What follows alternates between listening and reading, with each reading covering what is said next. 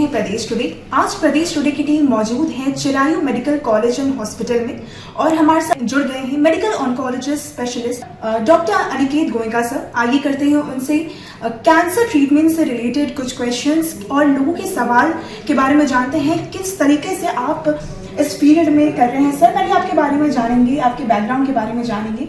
कब से आप कैंसर ट्रीटमेंट में कैंसर स्पेशलिस्ट स्टडीज में आप कब से ही साथ दे रहे हैं? नमस्कार sir, Shashi ji, thank you. I am doctor Aniket Goenka. मैं कैंसर स्पेशलिस्ट हूँ। मैं एक मेडिकल ऑन्कोलॉजिस्ट हूँ। मेडिकल ऑन्कोलॉजिस्ट मतलब कीमोथेरेपी, इम्यूनोथेरेपी और टारगेटेड थेरेपी में स्पेशलिस्ट। मैं पिछले 1 साल से भोपाल शहर में चिरायू कैंसर अस्पताल में अपनी सेवाएं ले रहा हूँ। सर, जैसे हम बात करते हैं कैंसर ट्रीटमेंट की, तो सालों साल ये कैसे इन्वॉल्व हो रहा है, like in a positive stage also and in a negative stage also. Likewise क्योंकि हर साल हम देख रहे हैं न्यू डिजीज से हम इंट्रोड्यूस होते हैं, तो क्या इवॉल्वमेंट है और कैसे हम प्रोग्रेस पे अगर हम बात करें तो कैंसर ट्रीटमेंट कैसा आगे बढ़ रहा है? कैंसर ट्रीटमेंट बहुत ही तेज़ी से, बहुत ही रफ्तार से आगे बढ़ रहा है। अगर हम दुनिया भर की हेल्थ केयर से जुड़ी रिसर्च देखें, अगर हम पूरे वर्ल्ड में जितना भी हेल्थ केयर में रिसर्च हो रहा है उसमें से मैं मानता हूँ कि करीबन 50 से 60% बजट एलोकेशन और रिसर्च कैंसर में हो रहा है।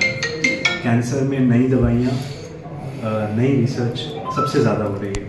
इसका एक प्रमुख कारण ये भी है कि जो वेस्टर्न सोसाइटीज़ हैं वहाँ पे भी अभी कैंसर पे पूरी तरीके से कंट्रोल नहीं पाया गया, इसलिए सबसे ज़्यादा रिसर्च कैंसर में हो रही है। और इसका हम एग्जाम्पल हमारी सोसाइटी में भी देख रहे हैं कि धीरे धीरे करके ना ही केवल नई नई दवाइयाँ आ रही हैं, बल्कि नई नई दवाइयाँ दूर दूर तक पहुँच रही हैं। कहने का मतलब ये है कि जो दवाइयाँ 2001 में डिस्कवर भी हो गई, वो हमारे गरीब जन तक पहुँचने के लिए उसको थोड़ा टाइम लगता है। और आज हम देख रहे हैं कि नई टारगेटेड थेरेपी जैसी नई दवाइयाँ, ट्रास्टोजुमा ब्रेस्ट के अंदर जो थेरेपी दी जाती है, ऐसी दवाइयाँ जो myeloid leukaemia, chronic myeloid leukaemia में दी जाती है, वो सारी दवाइयाँ आयुष्मान भारत के थ्रू हमारे गरीब से गरीब जन तक भी पहुँच रही हैं। तो कैंसर में न केवल ट्रीटमेंट में नया इवोल्यूशन आया है और टारगेटेड थेरेपी और इम्यूनोथेरेपी के साथ, बल्कि वो हमारे आम जन तक पहुँच भी रहा है। हम टेक्नोलॉजी के और भी एस्पेक्ट्स को देखें तो प्रिवेंशन के रूप में भी बहुत इनोवेशन हुआ है। जैसे कि सर्वाइकल कैंसर, बच्चेदानी के मुंह के कैंसर में जो वैक्सीन बनी है वो अब हिंदुस्तान में भी बनने लग गई है और उसको आगे चल के हो सकता है कि सरकार अपने यूनिवर्सल इम्यूनाइजेशन प्रोग्राम में भी इन्वॉल्व कर ले। सर, आपने टेक्नोलॉजी की बात की, तो artificial intelligence and data analytics कैसे हेल्प करता है कैंसर ट्रीटमेंट को over the period of time आगे और अच्छा ट्रीटमेंट देने के लिए? डेटा एनालिसिस और आर्टिफिशियल इंटेलिजेंस का असर हमारी सबकी ज़िंदगी पे बहुत गहरा होने वाला है और हो रहा है, हम देख रहे हैं।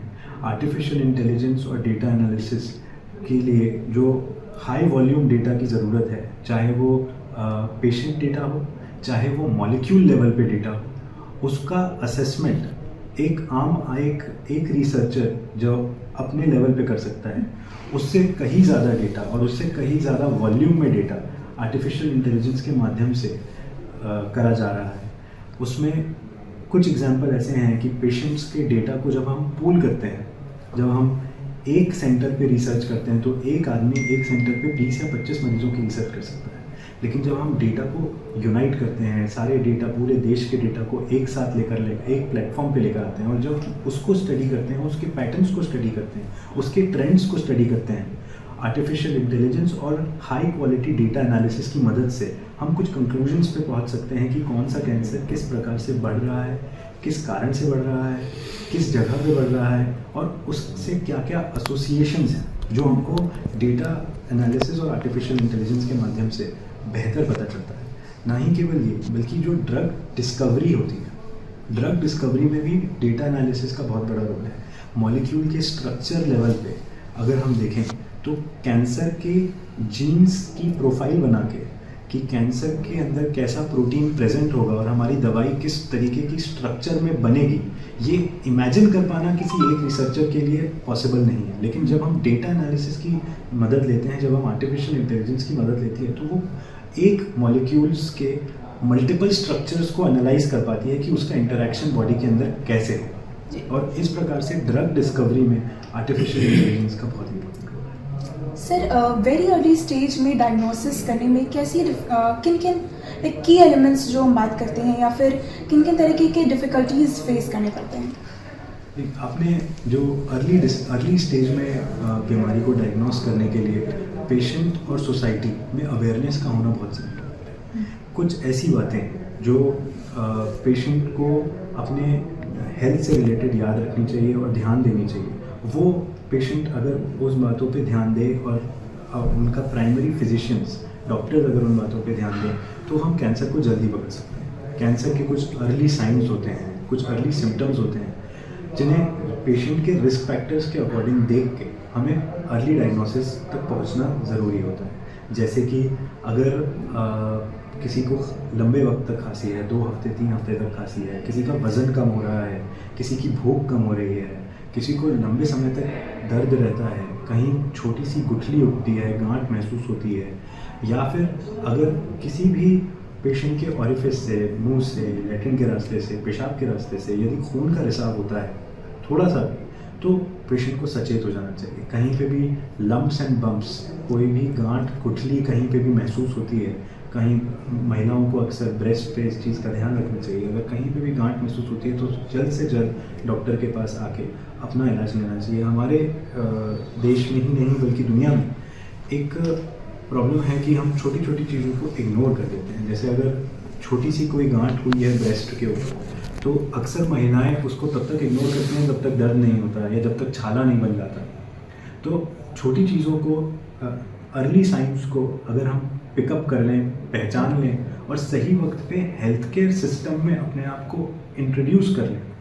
कभी कभी ऐसा भी होता है कि अगर हम सोच भी रहे हैं कि कुछ गांठ हो रही है, तो लोग अक्सर ऐसा करते हैं कि तेल लगा लिया, मालिश कर ली और सोचा कि ठीक हो जाएगा। उस चक्कर में देरी हो जाती है और फिर पेशेंट हमारे पास स्टेज 3 या स्टेज 4 में पहुंचते हैं। जी सर, कैंसर ट्रीटमेंट के साथ साथ लोग psychological problems and emotional stage लेकर भी आपके पास आते हैं, तो how do you treat your patients और कैसे मैनेज करते हैं उनके इमोशनल क्वोशंट को?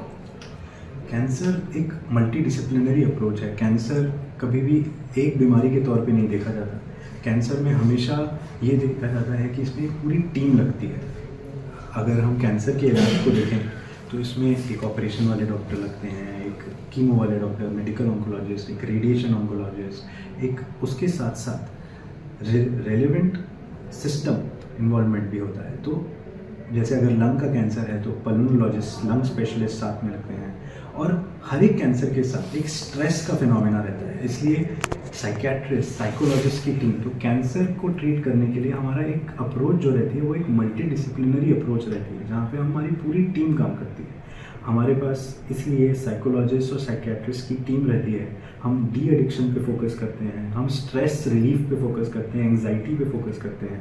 एक कैंसर से जुड़ी समस्या ये भी है कि ना ही केवल कैंसर बीमारी से डर लगता है, बल्कि कैंसर के इफ़ेक्ट से डर लगता है, कैंसर के ट्रीटमेंट से डर लगता है, और मरीज़ उस वक्त बहुत ही एंग्जाइटी के स्टेट में हमारे पास आता है। ना ही केवल मरीज़ बल्कि पूरा परिवार जब कैंसर का डायग्नोसिस सुनता है तो एक एंग्जाइटी और डिप्रेशन आता है, जिसका हम साथ में, कैंसर के साथ में ही ट्रीटमेंट शुरू करते हैं अपनी टीम के साथ। सर, कैंसर डे आने वाला है 4 फरवरी, क्या इस उपलक्ष्य में क्या शुभकामनाएं या फिर कैसी एक इन्फॉर्मेशंस जो हम बोलते हैं कुछ कम शब्दों में हम लोगों तक कैसे पहुंचा पाएंगे? मैं विश्व कैंसर दिवस के उपलक्ष्य में यही मैसेज देना चाहूँगा आम जनता को कि कैंसर को जल्दी आइडेंटिफाई करें। शरीर हमेशा हमसे बात करता है, शरीर हमेशा हमें बताता है, अपने एक सिग्नल देता है, और उन सिग्नल्स को सही वक्त पे पहचानना हमारा काम है। जैसे कि मैंने भी आपको बताया कि अर्ली डायग्नोसिस के लिए कुछ चीज़ों का ख्याल रखना चाहिए, जैसे कि वज़न कम होना, भूख नहीं लगना, लंबे वक्त की खांसी हो, कोई लम्प्स एंड बम्प्स, कहीं ना कहीं कोई गांठ गुठली महसूस हो, कहीं से भी खून का रिसाव हो, तो इन सारी चीज़ों पे ध्यान देना चाहिए। दूसरा, हमें उन सारी चीज़ों से बचना चाहिए जो हमारी सेहत के लिए अच्छी नहीं है। तंबाकू का सेवन नहीं करना चाहिए, हमारे को वेस्टर्न डाइट से बचना चाहिए। हिंदुस्तान में एक बहुत बड़ी प्रॉब्लम आज ओबेसिटी की है, मोटापे की है। आज हम देखेंगे कि मोटापा एक वक्त पे ये माना जाता था कि अमीर लोगों की बीमारी है, पर आज हम देखते हैं कि मोटापा केवल अमीर लोगों में नहीं है, बल्कि सोसाइटी में नीचे तक फैल रहा है, जहाँ पे हम नहीं सोचते थे कि हम कभी कोई मोटे लोगों को देखेंगे। और ओबेसिटी, चर्बी, ये अपने आप में एक कैंसर का रिस्क फैक्टर है। जिस तरीके का हम खाना खाते हैं, जिस तरीके का हम तेल का सेवन करते हैं, वो सब वेस्टर्नाइज डाइट की जगह हमें पौष्टिक खाना खाना चाहिए, लेस प्रोसेस्ड। बहुत बहुत शुक्रिया सर प्रदेश टुडे के साथ जुड़ने के लिए। ये थे सर के शब्द, और ऐसे ही हेल्थ अपडेट्स के लिए बने रहिए प्रदेश टुडे वीडियो न्यूज़ के साथ। वीडियो जर्नलिस्ट काजल के साथ मैं शिष्ट सिंह, रिपोर्टिंग प्रदेश टुडे भोपाल।